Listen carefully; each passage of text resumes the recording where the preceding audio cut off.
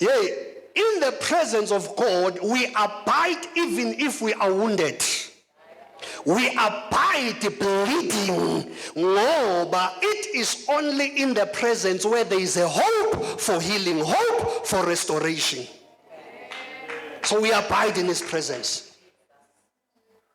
Uthi uphakamisa izandla naye lokulimazile naye ucimezile futhi uzuyakhala ke.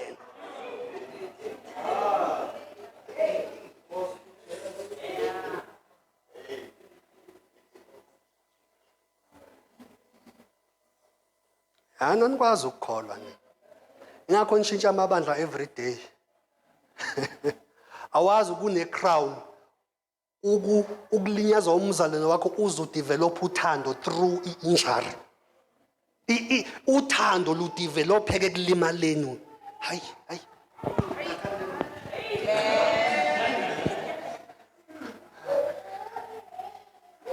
Uyakwazi ukulinyazwa umzalwane uzodevelop ukumthanda, uzofunda izinto ezinhle ngaye ekulimazile.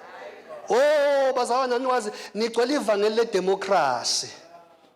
Elithi if I don't feel like it anymore, I might as well go to the leg of Christ Ministries.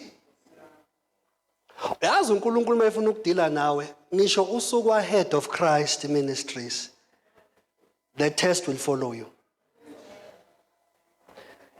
That is why sinabantu abagcina bethi angisayi ngoba zonke lezi zinto otokoloshe. Akekho utokoloshe wena obalekela ukusetshenzwa. By the way, there is no perfect church. If you do find one, don't go there because you are the most imperfect person.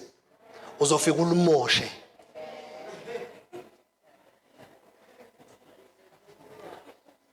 Ngicela ukuphinda.